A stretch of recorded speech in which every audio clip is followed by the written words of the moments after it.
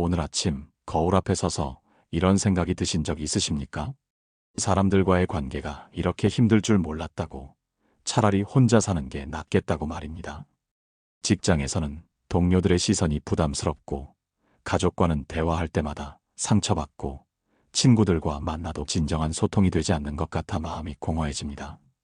그래서 이런 마음이 드시는 거예요. 다 부질없다. 인연을 다 끊고 혼자 사는 게 가장 최고다라고 말입니다. 그런 마음 정말 이해합니다. 하지만 잠시만 기다려 주십시오. 부처님께서는 이미 2500년 전에 우리가 겪고 있는 이 고민에 대해 깊이 말씀해 주셨습니다.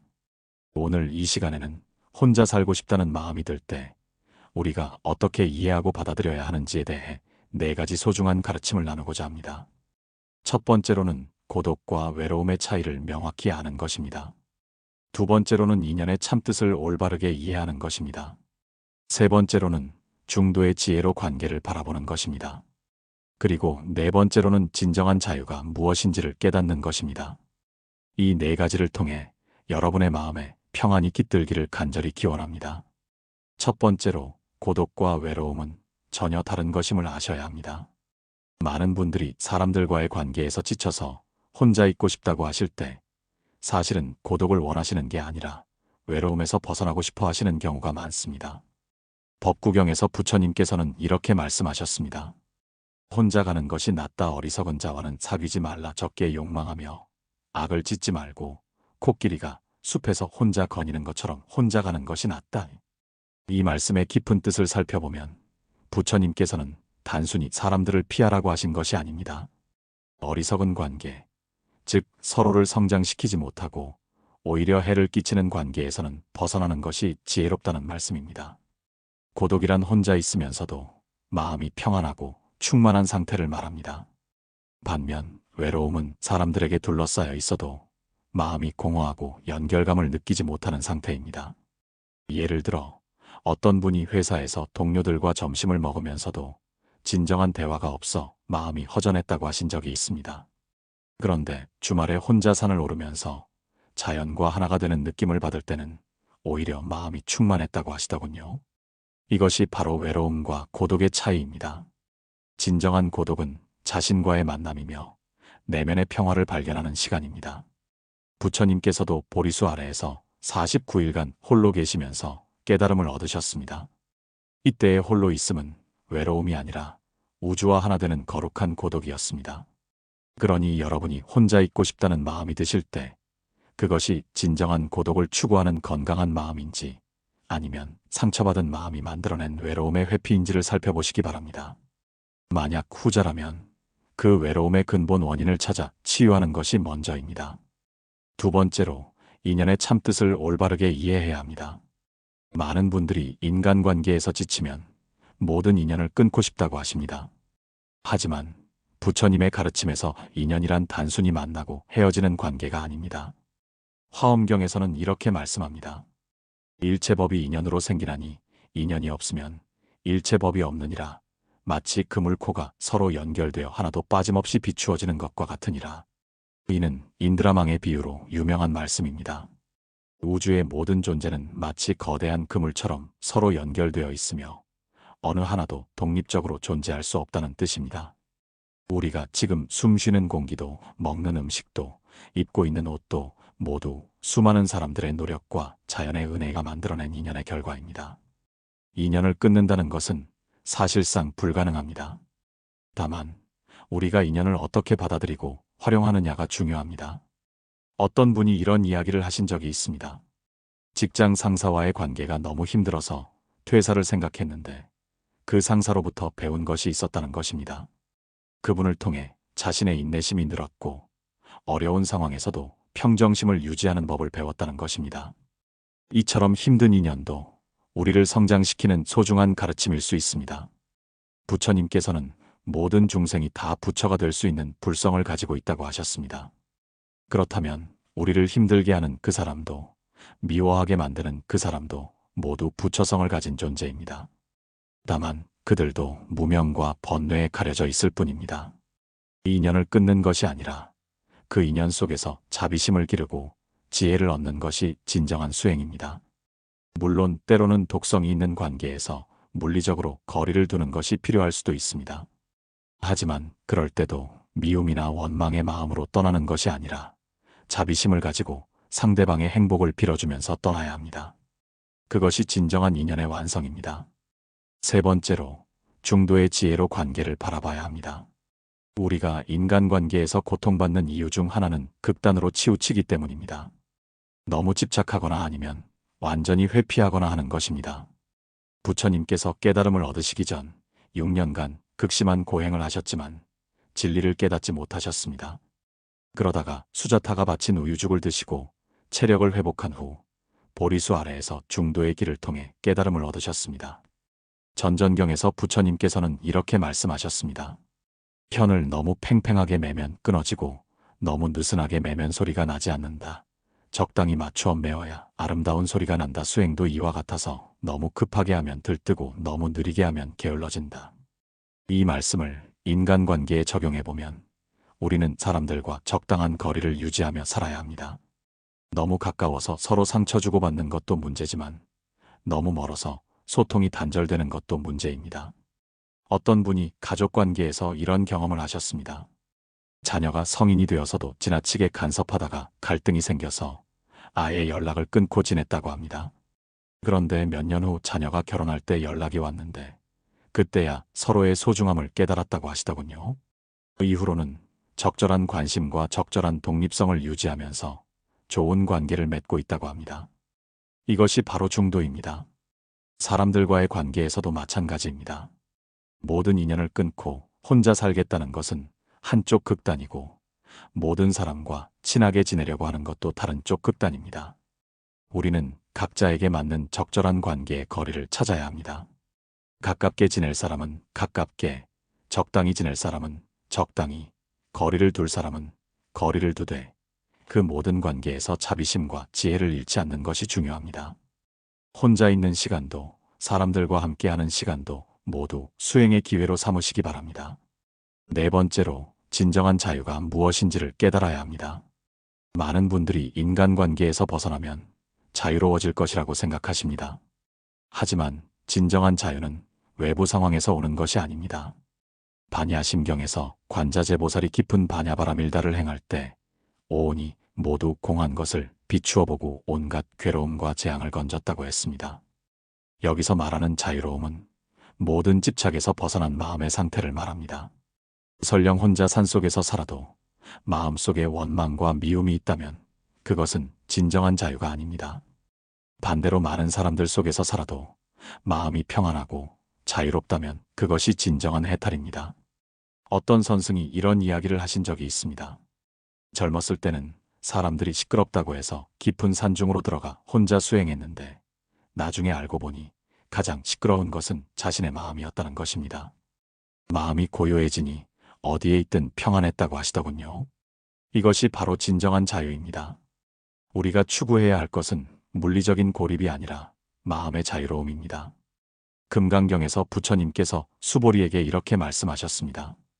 모든 상에 머물지 말고 그 마음을 내라. 어떤 곳에도 머물지 않으면서 그 마음을 내라. 이는 어떤 상황에도 집착하지 않는 자유로운 마음을 가지라는 뜻입니다. 사람들과의 관계에 집착하는 것도 문제지만 혼자 있는 것에 집착하는 것도 또 다른 속박입니다. 진정한 자유인은 혼자 있을 때도 편안하고 사람들과 함께 있을 때도 편안합니다. 상황에 휘둘리지 않고 어떤 환경에서든 자신의 본래 마음을 유지할 수 있는 사람입니다. 어떤 분이 이런 경험을 나누셨습니다. 직장을 그만두고 귀촌에서 혼자 살기 시작했는데 처음에는 자유로운 줄 알았지만 점점 외롭고 답답해져서 다시 사람들이 그리워졌다고 합니다. 그때 깨달은 것이 자유는 장소에서 오는 것이 아니라 마음에서 온다는 것이었습니다. 그 이후 다시 도시로 돌아왔지만 이제는 사람들과 어울리면서도 마음의 평정을 유지할 수 있게 되었다고 하시더군요. 이것이 바로 진정한 성장이고 자유입니다. 혼자 있든 함께 있든 항상 부처님의 가르침을 따라 자비심과 지혜를 기르는 것이 우리가 추구해야 할 진정한 자유입니다. 사랑하는 도반 여러분, 지금까지 혼자 살고 싶다는 마음이 들 때 기억해야 할 4가지에 대해 말씀드렸습니다. 첫 번째로는 고독과 외로움의 차이를 아는 것입니다. 진정한 고독은 마음에 평안을 주지만 외로움은 상처받은 마음의 회피일 수 있습니다. 그런데 이 고독과 외로움을 구분하는 것이 왜 그렇게 중요할까요? 바로 우리가 추구하는 방향이 완전히 달라지기 때문입니다.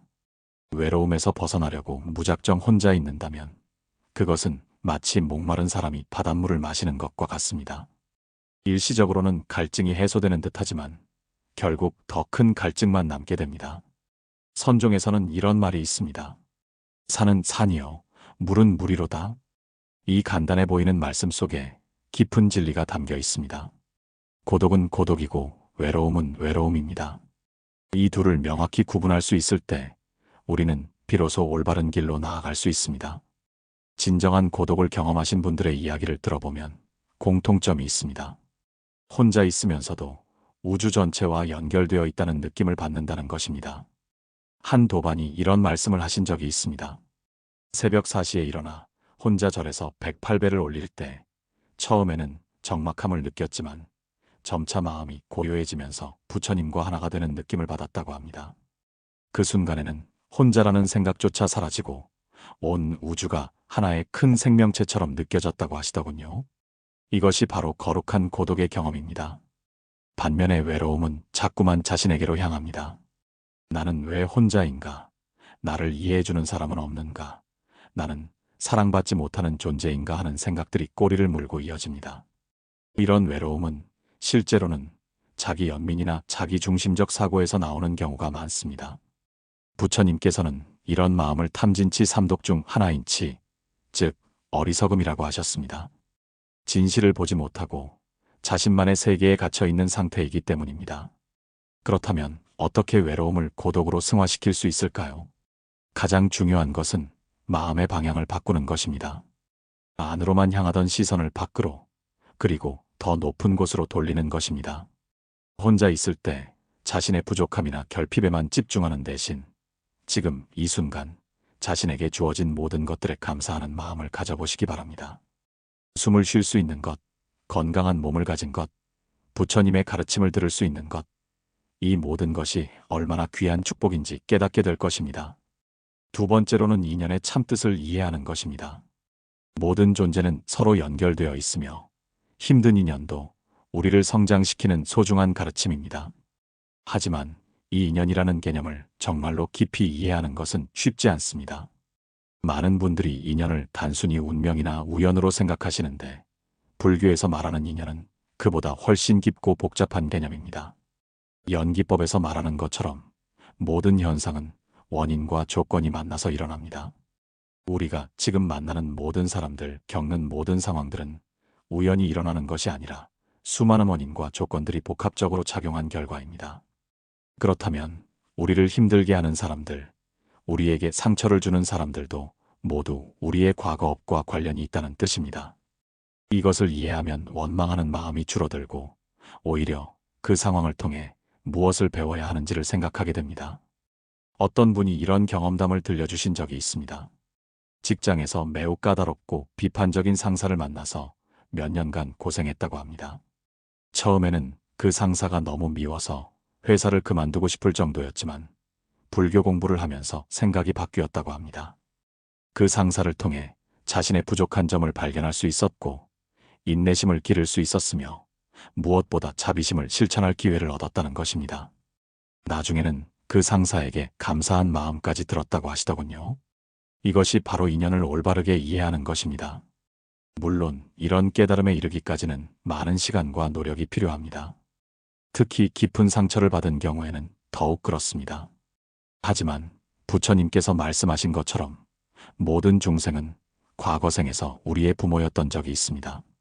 지금 우리를 힘들게 하는 그 사람도 언젠가는 우리에게 큰 사랑을 베풀었던 존재일 수 있습니다. 이런 관점으로 바라보면 미움보다는 연민의 마음이 생기게 됩니다. 그리고 인연은 일방향적이지 않습니다.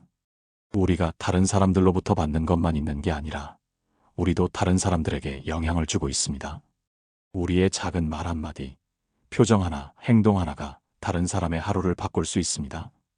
그렇기 때문에 우리는 더욱 신중하고 자비로운 마음으로 살아가야 합니다.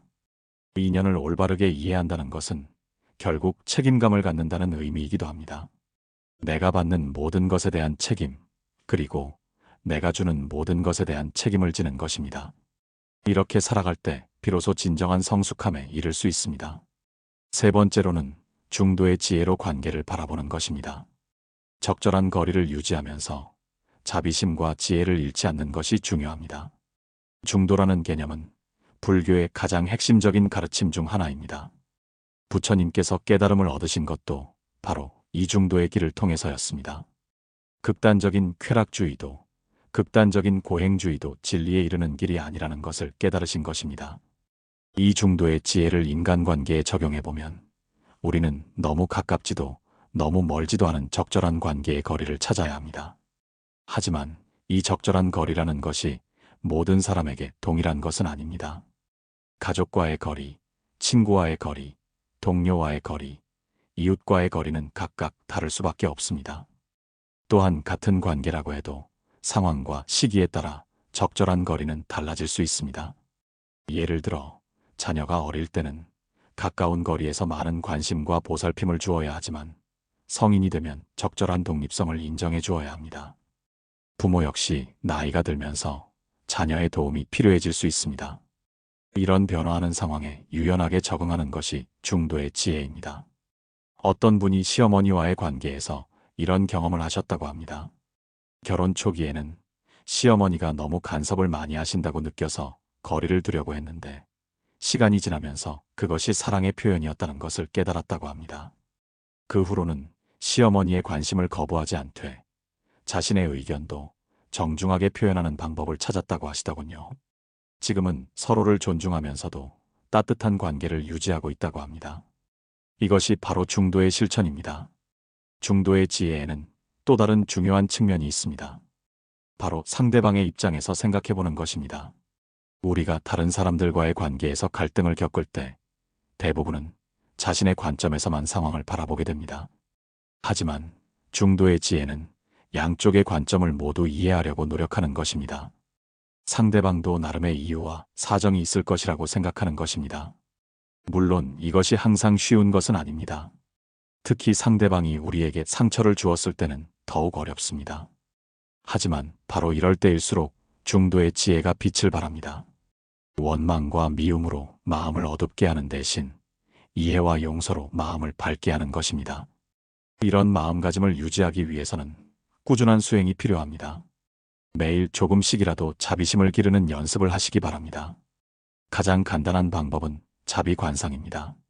먼저 자신에게 행복하기를 빌고 그 다음에는 가족들에게, 친구들에게, 그리고 마지막에는 자신을 힘들게 하는 사람들에게까지 행복을 빌어주는 것입니다. 처음에는 억지스럽고 어색할 수 있지만 계속 연습하다 보면 자연스럽게 자비로운 마음이 생기게 됩니다. 네 번째로는 진정한 자유를 깨닫는 것입니다. 자유는 외부 상황이 아니라 마음의 평안에서 옵니다. 자유라는 말만큼 오해받기 쉬운 개념도 드뭅니다. 많은 사람들이 자유를 구속받지 않는 것, 하고 싶은 것을 마음대로 하는 것이라고 생각합니다. 하지만 부처님께서 말씀하신 진정한 자유는 그것과는 전혀 다릅니다. 진정한 자유는 욕망과 집착으로부터의 해방입니다. 외부 상황에 휘둘리지 않는 마음의 자유입니다. 좋은 일이 생겨도 지나치게 기뻐하지 않고 나쁜 일이 생겨도 지나치게 슬퍼하지 않는 평등한 마음입니다. 이런 자유를 얻기 위해서는 먼저 자신의 마음을 깊이 들여다봐야 합니다. 내가 무엇에 집착하고 있는지, 무엇을 두려워하고 있는지, 무엇을 원하고 있는지를 정확히 알아야 합니다. 그리고 그 모든 것들이 사실은 고정된 실체가 없는 공한 것임을 깨달아야 합니다. 이것이 바로 반야의 지혜입니다. 어떤 선사가 제자에게 이런 말을 하신 적이 있습니다. 자유란 감옥에서 나오는 것이 아니라 감옥이 없음을 아는 것이다. 이 말씀의 의미는 무엇일까요? 우리를 구속하는 것은 외부의 상황이 아니라 우리 자신의 마음이라는 뜻입니다. 마음이 자유로우면 어디에 있든 자유롭고 마음이 구속되어 있으면 어디에 있든 감옥입니다. 실제로 감옥에 있으면서도 해탈을 얻은 수행자들의 이야기가 있습니다. 반대로 모든 것을 다 가졌으면서도 불행한 사람들의 이야기도 있습니다. 이것이 바로 진정한 자유는 외부 조건과는 무관하다는 증거입니다. 그렇다면 어떻게 이런 마음의 자유를 얻을 수 있을까요? 가장 중요한 것은 현재 순간에 충실하는 것입니다. 과거에 대한 후회나 미래에 대한 불안에 사로잡히지 않고 지금 이 순간에 온전히 집중하는 것입니다. 지금 이 순간만이 우리가 실제로 살고 있는 유일한 시간이기 때문입니다. 과거는 이미 지나갔고 미래는 아직 오지 않았습니다. 우리가 할 수 있는 것은 오직 현재뿐입니다. 현재 순간에 깨어 있을 때 우리는 비로소 진정한 자유를 맛볼 수 있습니다. 또 다른 중요한 방법은 무상을 깨닫는 것입니다. 모든 것은 변하고 있으며 영원한 것은 없다는 사실을 깊이 이해하는 것입니다. 좋은 일도 언젠가는 지나가고 나쁜 일도 언젠가는 지나갑니다. 이것을 진정으로 이해하면 어떤 상황에도 크게 동요하지 않게 됩니다. 모든 것이 흘러가는 구름과 같다는 것을 아는 사람은 구름에 집착하지 않습니다. 그리고 무아를 깨닫는 것도 중요합니다. 고정불변한 자아란 존재하지 않으며 우리가 자아라고 생각하는 것도 실제로는 계속 변화하는 오온의 조합일 뿐이라는 것을 이해하는 것입니다. 이것을 깨달으면 자아에 대한 집착에서 벗어날 수 있고 그때 비로소 진정한 자유를 얻게 됩니다. 하지만 이런 깨달음은 하루아침에 얻어지는 것이 아닙니다. 꾸준한 수행과 끊임없는 노력이 필요합니다. 매일 조금씩이라도 명상을 하고 부처님의 가르침을 공부하고 일상생활에서 그 가르침을 실천해 보시기 바랍니다. 처음에는 작은 변화일지라도 시간이 지나면서 큰 변화로 이어질 것입니다. 이제 이 4가지 가르침을 일상생활에서 어떻게 실천할 수 있는지 구체적으로 말씀드리겠습니다. 먼저 아침에 일어나자마자 하실 수 있는 것이 있습니다. 눈을 뜨면 바로 일어나지 마시고 잠시 누워서 자신의 마음 상태를 살펴보시기 바랍니다. 오늘 하루 어떤 마음으로 살 것인지, 어떤 사람들을 만날 것인지, 어떤 일들이 기다리고 있는지를 차분히 생각해 보는 것입니다. 그리고 오늘 하루 모든 사람들에게 자비로운 마음으로 대하겠다고 다짐해 보시기 바랍니다. 이런 작은 의식이 하루 전체의 방향을 바꿀 수 있습니다. 식사할 때도 수행의 기회로 삼을 수 있습니다. 음식을 먹기 전에 잠시 감사의 마음을 가져보시기 바랍니다. 이 음식이 우리에게 오기까지 얼마나 많은 분들의 노고가 있었는지, 자연의 은혜가 있었는지를 생각해 보는 것입니다. 농부가 씨를 뿌리고 물을 주고 가꾸어 준 덕분에, 태양이 빛을 주고 비가 내려준 덕분에, 운송업체가 운반해주고 상점에서 판매해준 덕분에 우리가 이 음식을 먹을 수 있다는 것을 깨닫는 것입니다. 이렇게 생각하면 자연스럽게 감사하는 마음이 생기고 음식을 소중히 여기게 됩니다. 사람들과 대화할 때도 수행의 기회입니다. 상대방의 말을 들을 때는 판단하지 말고 있는 그대로 들어보시기 바랍니다. 상대방이 무엇을 말하려고 하는지, 어떤 감정 상태인지를 이해하려고 노력하는 것입니다. 그리고 대답할 때는 상대방에게 도움이 되는 말을 하려고 노력해 보시기 바랍니다. 비판이나 판단보다는 격려와 위로의 말을 하는 것입니다. 이런 작은 실천들이 쌓이면 인간관계가 크게 개선될 것입니다. 화가 날 때는 어떻게 해야 할까요? 화는 인간의 자연스러운 감정이므로 완전히 없앨 수는 없습니다. 하지만 화에 휘둘리지 않는 방법은 있습니다. 화가 날 때는 우선 깊게 숨을 들이쉬고 내쉬어 보시기 바랍니다. 그리고 화의 원인이 무엇인지를 차분히 분석해 보는 것입니다. 상대방이 나의 기대와 다르게 행동해서인지, 내가 상처받은 자존심 때문인지, 아니면 다른 이유인지를 생각해 보는 것입니다. 화의 원인을 정확히 파악하면 화를 다루기가 훨씬 쉬워집니다. 그리고 상대방의 입장에서 생각해 보시기 바랍니다. 그 사람도 나름의 이유가 있어서 그렇게 행동했을 것입니다. 완전히 이해할 수는 없더라도 이해하려고 노력하는 마음만으로도 화가 많이 가라앉을 것입니다. 밤에 잠자리에 들 때도 수행의 기회입니다. 하루를 돌아보면서 잘한 일과 잘못한 일을 반성해 보시기 바랍니다. 잘한 일에 대해서는 기쁜 마음으로 감사하고 잘못한 일에 대해서는 참회하는 마음을 가져보는 것입니다. 그리고 내일은 더 나은 사람이 되겠다고 다짐해 보시기 바랍니다. 이런 일일 반성이 우리의 영적 성장에 큰 도움이 됩니다. 또한 잠들기 전에 모든 중생의 행복을 빌어주시기 바랍니다. 가족과 친구들뿐만 아니라 모르는 사람들, 심지어 나를 힘들게 하는 사람들까지도 행복하기를 빌어주는 것입니다. 이런 자비심 수행을 계속하면 마음이 점점 넓어지고 따뜻해질 것입니다. 어려움이 닥쳤을 때는 어떻게 해야 할까요? 인생에는 누구에게나 어려운 시기가 있습니다. 질병, 이별, 실패, 상실 등 피할 수 없는 고통들이 있습니다. 이럴 때일수록 부처님의 가르침이 큰 힘이 됩니다. 먼저 고통을 있는 그대로 받아들이시기 바랍니다. 고통을 피하려고 하거나 부정하려고 하면 오히려 더 큰 고통이 됩니다. 고통도 인생의 일부이며 고통을 통해서 우리는 성장할 수 있습니다. 부처님께서 말씀하신 사성제의 첫 번째가 바로 고성제, 즉 고통의 존재를 인정하는 것입니다. 고통을 인정하는 것이 해결의 첫 걸음입니다. 그리고 이 고통도 영원하지 않다는 것을 기억하시기 바랍니다. 모든 것은 변하기 때문에 고통도 언젠가는 지나갑니다. 지금은 어두운 터널 속에 있는 것 같지만 터널의 끝에는 반드시 빛이 있습니다. 이런 희망을 잃지 마시기 바랍니다.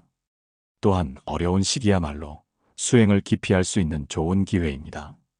평안할 때는 수행의 필요성을 잘 못 느끼지만 어려울 때는 간절한 마음으로 수행하게 됩니다. 이런 간절함이 있을 때 큰 깨달음을 얻을 수 있습니다.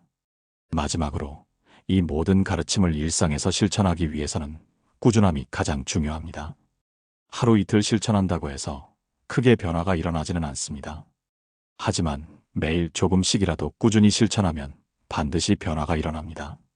물방울이 바위를 뚫듯이 작은 실천들이 모여서 큰 변화를 만들어냅니다. 때로는 힘들고 귀찮을 수도 있지만 그럴 때일수록 초심을 잃지 마시기 바랍니다. 왜 이 길을 걷기 시작했는지, 무엇을 위해 수행하는지를 다시 한번 생각해 보시기 바랍니다. 그리고 혼자서 하기 어려우면 함께할 도반들을 찾아보시기 바랍니다. 같은 길을 걷는 사람들과 함께하면 서로 격려하고 도움을 주며 더 쉽게 나아갈 수 있습니다. 절에 나가서 법회에 참석하거나 불교 공부 모임에 참여하거나 인터넷에서 같은 관심을 가진 사람들과 교류하는 것도 좋은 방법입니다. 오늘 이 말씀이 여러분의 마음에 작은 등불이 되기를 바랍니다. 혼자 있고 싶을 때도 사람들과 함께 있을 때도 항상 부처님의 자비와 지혜를 기억하시기 바랍니다. 진정한 평안은 외부 조건에서 오는 것이 아니라 우리 마음 깊은 곳에서 나오는 것입니다. 그 마음을 찾아가는 여행이 바로 우리의 인생이고 수행입니다. 때로는 길이 험하고 어려울 수도 있지만 부처님께서 이미 그 길을 걸어가셨고 우리에게 나침반을 주셨습니다. 그 나침반이 바로 팔정도이고 사성제이며 오늘 말씀드린 이 가르침들입니다. 이 가르침들을 마음에 새기고 실천하신다면 어떤 어려움이 와도 흔들리지 않는 평안을 얻으실 수 있을 것입니다. 혼자 있는 시간을 두려워하지 마시고 사람들과의 관계도 회피하지 마십시오. 모든 것이 우리를 깨달음으로 이끄는 소중한 인연이고 가르침입니다. 고독을 통해서는 자신의 본래 마음을 발견하고 인연을 통해서는 자비심을 기르고 중도를 통해서는 균형을 배우고 그리고 이 모든 과정을 통해서 진정한 자유를 얻게 될 것입니다. 부처님께서는 말씀하셨습니다. 자신을 등불로 삼고 자신에게 의지하라. 다른 것에 의지하지 말라. 법을 등불로 삼고 법에 의지하라. 다른 것에 의지하지 말라. 이 말씀의 뜻은 우리 각자가 모두 부처가 될 수 있는 잠재력을 가지고 있다는 것입니다. 다만 그 잠재력이 무명과 번뇌에 가려져 있을 뿐입니다. 수행을 통해 그 가림막을 걷어내면 우리 본래에 빛나는 본성을 발견할 수 있습니다. 그 본성은 혼자 있을 때도 외롭지 않고 사람들과 함께 있을 때도 구속되지 않습니다. 자유롭고 평안하며 자비롭고 지혜로운 본성입니다. 오늘부터라도 조금씩 시작해 보시기 바랍니다. 완벽하게 하려고 하지 마시고 작은 것부터 차근차근 해나가시기 바랍니다. 아침에 일어나서 감사하는 마음을 가져보는 것부터 시작하셔도 좋고 사람들을 만날 때 비판하지 않고 이해하려고 노력하는 것부터 시작하셔도 좋습니다. 화가 날 때 잠시 숨을 고르고 상대방의 입장에서 생각해보는 것부터 시작하셔도 좋고 잠들기 전에 모든 중생의 행복을 빌어주는 것부터 시작하셔도 좋습니다. 이런 작은 실천들이 모여서 우리의 삶을 완전히 바꿀 수 있습니다. 그리고 이런 변화는 우리 개인에게만 머물지 않습니다. 우리가 변화하면 우리 주변 사람들도 영향을 받게 됩니다. 우리의 평안한 마음이 다른 사람들에게도 평안을 주고 우리의 자비로운 행동이 다른 사람들에게도 자비심을 일깨워줍니다. 이렇게 선한 영향력이 퍼져나가면 세상 전체가 조금씩 더 아름다운 곳이 될 것입니다. 이것이 바로 보살의 마음입니다. 자신만의 해탈에 만족하지 않고 모든 중생이 함께 행복해지기를 바라는 마음입니다. 여러분 모두가 이런 보살의 마음을 가지고 살아가시기를 간절히 바랍니다. 마지막으로 당부드리고 싶은 말씀이 있습니다. 수행의 길은 결코 쉽지 않습니다. 때로는 좌절하고 포기하고 싶을 수도 있습니다. 하지만 그럴 때일수록 부처님의 한없는 자비심을 기억하시기 바랍니다. 부처님께서는 우리가 완벽하기를 바라시는 것이 아니라 조금씩이라도 나아지기를 바라십니다. 넘어져도 다시 일어나고 실수해도 다시 시작하고 길을 잃어도 다시 찾아가는 것이 중요합니다. 부처님께서는 항상 우리를 기다리고 계시고 우리의 노력을 지켜보고 계십니다. 그러니 너무 자책하지 마시고 너무 조급해하지도 마시고 자신의 속도에 맞춰서 꾸준히 걸어가시기 바랍니다. 오늘 이 법문을 들어주신 모든 분들께 깊이 감사드립니다. 이 공덕이 여러분과 여러분의 가족들에게 돌아가서 모든 이들이 건강하고 행복하시기를 기원합니다. 그리고 이 공덕이 온 세상의 모든 중생들에게도 퍼져나가서 모든 존재들이 고통에서 벗어나 참된 평안을 얻으시기를 간절히 축원합니다. 이 영상이 여러분에게 도움이 되셨다면 좋아요 버튼을 눌러주시고 여러분의 소중한 경험과 깨달음을 댓글로 나눠주시면 다른 도반들에게도 큰 도움이 될 것입니다. 또한 주변에 이런 말씀이 필요한 분들이 계시다면 이 영상을 공유해 주시기 바랍니다. 부처님의 가르침은 나누면 나눌수록 더욱 빛이 나는 보물입니다. 구독과 알림 설정도 잊지 마시고 앞으로도 부처님의 지혜로운 가르침들을 계속 함께 나누어 가시길 바랍니다. 부처님의 무량한 자비와 공덕이 여러분과 여러분이 사랑하는 모든 분들 위해 항상 함께 하시기를 간절히 기원합니다. 모든 중생이 행복하시고 모든 중생이 평안하시고 모든 중생이 고통에서 해방되시고 모든 중생이 진정한 자유를 얻으시기를 축원합니다. 생로병사의 고통에서 벗어나 영원한 열반의 평안에 드시기를 축복합니다. 나무석가모니불, 나무아미타불, 나무관세음보살, 나무지장보살, 나무문수보살, 나무보현보살. 사랑하는 도반 여러분, 오늘도 부처님의 은혜 속에서 평안한 하루 되시기를 기원합니다. 고맙습니다.